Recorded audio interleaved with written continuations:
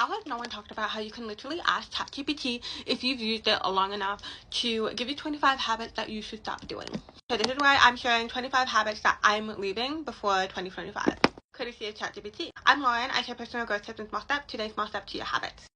The first one is checking social media. The first thing and the last thing in my day. I've done pretty well with this. Like, I don't typically do this, but on times that I have done this, I've told ChatGPT of how much I'm beating myself up over it, and I guess it picked it up and added it into the list. So second is snoozing my alarm.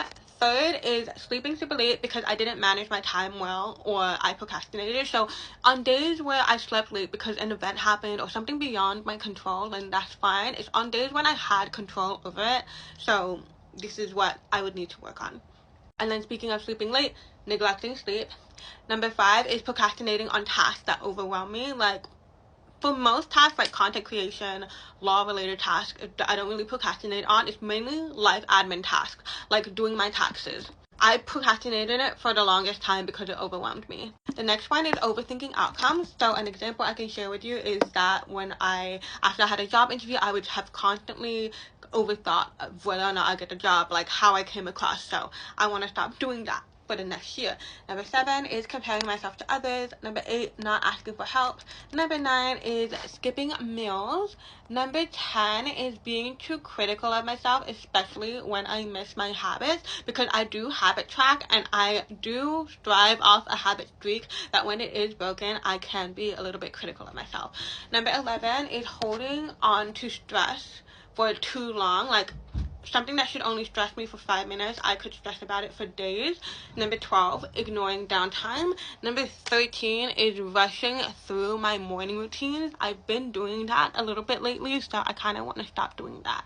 Number 14 is avoiding eating when I am overly stressed, which is something that I need to work on. Number 15, checking notifications constantly, even when my phone is on Do Not Disturb.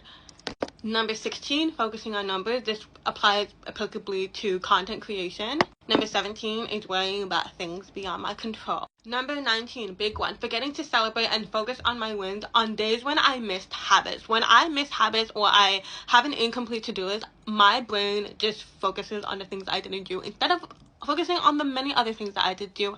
So that's what I'm working on in progress. Number 20, overanalyzing what other people think. Number 21, not letting a bad day define me.